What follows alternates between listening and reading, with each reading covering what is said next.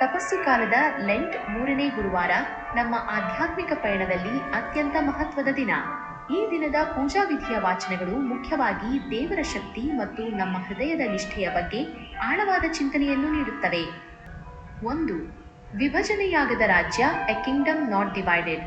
ಇಂದಿನ ಶುಭ ಸಂದೇಶದಲ್ಲಿ ಯೇಸು ಸ್ವಾಮಿ ದೆವ್ವ ಬಿಡಿಸುವುದನ್ನು ನಾವು ಕಾಣುತ್ತೇವೆ. ಯೇಸು ವಿವರಿಸುವಂತೆ ತನ್ನಲ್ಲಿ ತಾನೇ ವಿಭಜನೆಗೊಂಡ ಯಾವುದೇ ರಾಜ್ಯವು ನಾಶವಾಗುತ್ತದೆ. ಚಿಂತನೆ: ನಮ್ಮ ಆಧ್ಯಾತ್ಮಿಕ ಜೀವನವು ವಿಭಜನೆಯಾಗಿದೆಯೇ? ಅಂದರೆ ಒಂದು ಕಡೆ ದೇವರನ್ನು ಪ್ರೀತಿಸುತ್ತಾ ಇನ್ನೊಂದು ಕಡೆ ಪಾಪದ ಹಾದಿಯಲ್ಲಿ ನಡೆಯುತ್ತಿದ್ದೇವೆ. ಈ ತಪಸ್ಸು ಕಾಲವು ನಮ್ಮ ಮನಸ್ಸನ್ನು ಪೂರ್ಣವಾಗಿ ದೇವರೆಡೆಗೆ ತಿರುಗಿಸಿ ಏಕಾಗ್ರತೆಯಿಂದ ಬದುಕಲು ನಮಗೆ ಕರೆ ನೀಡುತ್ತದೆ. 2. ದೇವರ ಬೆರಳು, ದೈವಿಕ ಹಸ್ತಕ್ಷೇಪ.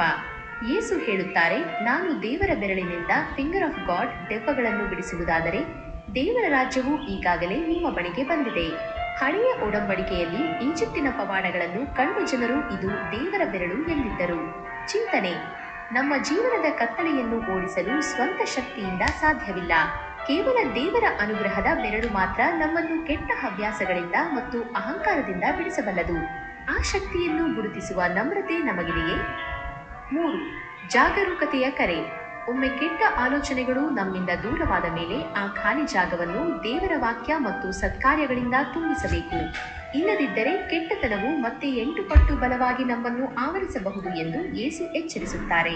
ಚಿಂತನೆ: ತಪಸ್ಸು ಕಾಲದಲ್ಲಿ ನಾವು ಉಪವಾಸ ಮಾಡಿ ಕೆಟ್ಟದ್ದನ್ನು ಬಿಡುತ್ತೇವೆ ಸರಿ, ಆದರೆ ಆ ಜಾಗದಲ್ಲಿ ದಯೆ, ಕ್ಷಮೆ ಮತ್ತು ಪ್ರಾರ್ಥನೆಯನ್ನು ಅಳವಡಿಸಿಕೊಳ್ಳುತ್ತಿದ್ದೇವೆಯೇ? ಇಂದಿನ ಪ್ರಮುಖ ವಾಕ್ಯ: ಇಂದು ನೀವು ಆತನ ವಾಣಿಯನ್ನು ಕೇಳುವಿರಾದರೆ ನಿಮ್ಮ ಹೃದಯಗಳನ್ನು ಕಠಿಣ ಮಾಡಿಕೊಳ್ಳಬೇಡಿರಿ. ಪ್ರಾರ್ಥನೆ: ಓ ಕರ್ತನೇ, ನಮ್ಮ ಹೃದಯದ ಕಠಿಣತೆಯನ್ನು ಹೋಗಲಾಡಿಸು.